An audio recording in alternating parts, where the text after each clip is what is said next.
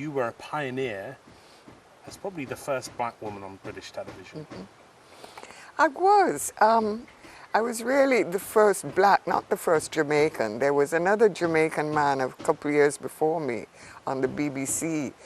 But because he was very light-skinned, no one said, get that black face off our TV screens. And they used a different word, you know, I'll be polite.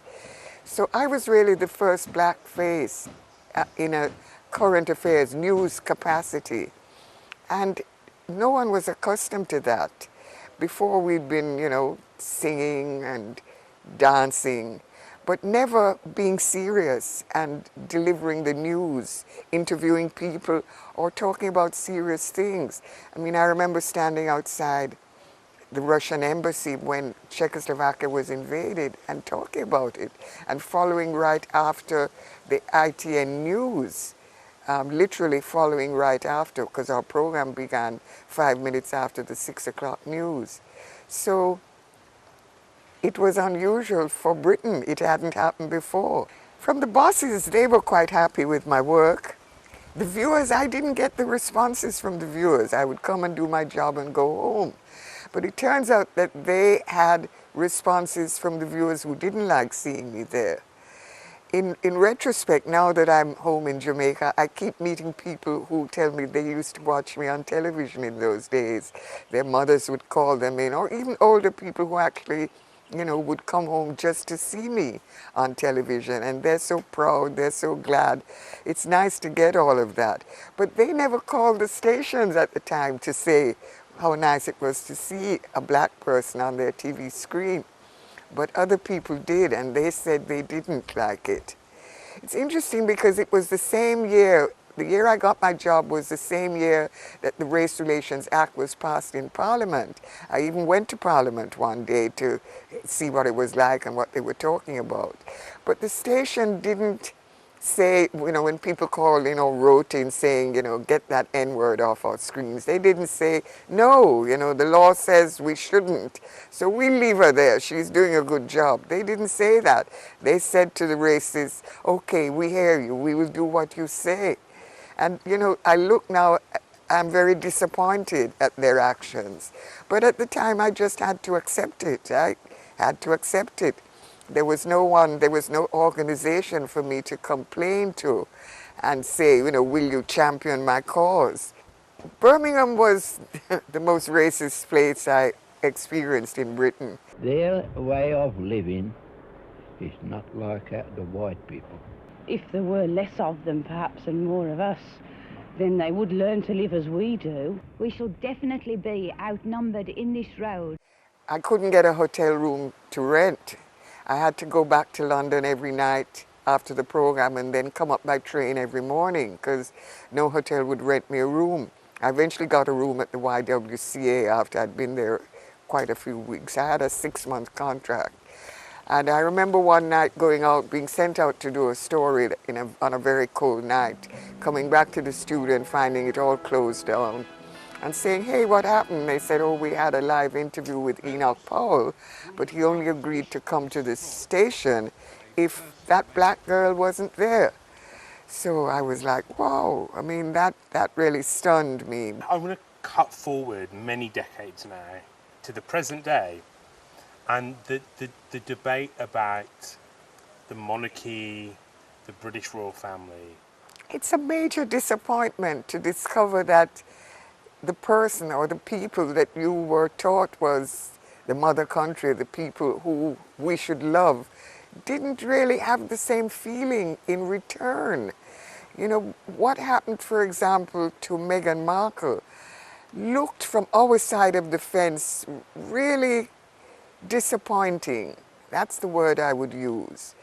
We were really disappointed to learn that the idea of having a member of their family of the same racial mixture as ourselves was not a nice thing.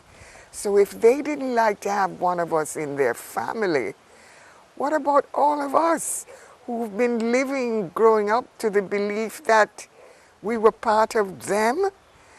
I mean, that's really what has made so many Jamaicans want to abolish the monarchy, to change from being to having a monarchical head of state to having our own head of state, a Jamaican national. It really showed us a lot. Of course, it was a great indication to us that we're not part of that family. The family that we thought sheltered us, that we fought for, that we helped rebuild their country, doesn't love us. It sounds like for Meghan Markle, this was a big moment in the way that people perceive the royal family and the UK as well. It was sad that after all that happened to them, she felt it necessary to speak out about the reasons why they'd left. So many things were being said by the media. So many very negative things were being said. I can't blame her and him for going public to give their side of the story. And it wasn't a pretty sight. And they chose their words carefully. But it shocked us to know. To find that there was a rejection of him and her really made us, you know, look into it with faces like this. You know? And we still haven't quite recovered. We're very proud of what they've done. We admire their charitable work. And we love them. We love them. We love the whole royal family.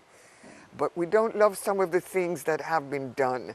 We can't love those things and love ourselves at the same time. Will you be watching on Saturday? Oh yes, I was around for the first coronation. I watch television, and this is a television spectacle. I'll be watching, but I'll be hoping that we hurry up and make Jamaica a republic and get us out from under having the monarchy as head of our nation, where we have to bow to such a person and sing songs of praise to such a person. You would think the relationship would have improved, but that confession about the color of Archie's skin, what might it be? That was a big blow. That was a punch in the solar plexus. That really stunned us and stunned all the people in the Commonwealth who have the racial colors you and I have. You know, it stunned us. It still does. We will never forget. We can never forget. When you look back at your time in the UK as a face of ITV, how would you describe that time for you personally, but also, like, you know, for viewers and for the history of television, for the history of this channel? How would you describe that period? It was good for Britain, for Barbara Blake to happen, to put her black face on British television. I went back 10 years after, and no one had replaced me. There was not another black face. Well, Trevor McDonald by then had come 7 years after me, and then Maura Stewart came along. Barbara Blake was good. It was good that it happened, because now she, that woman, it has become a symbol of what Britain should be, of what the media should be. And I'm glad that I was used to do that work. I'm glad that Jaja chose me to be that person in that place. And she did her work, and she did it well.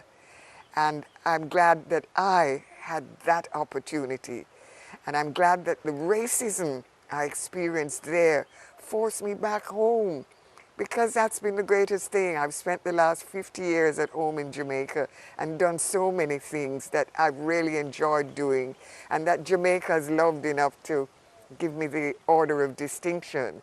So I'm glad, and I've made my contribution here at home. I've helped build my little Jamaica and make it better in my little teeny small way.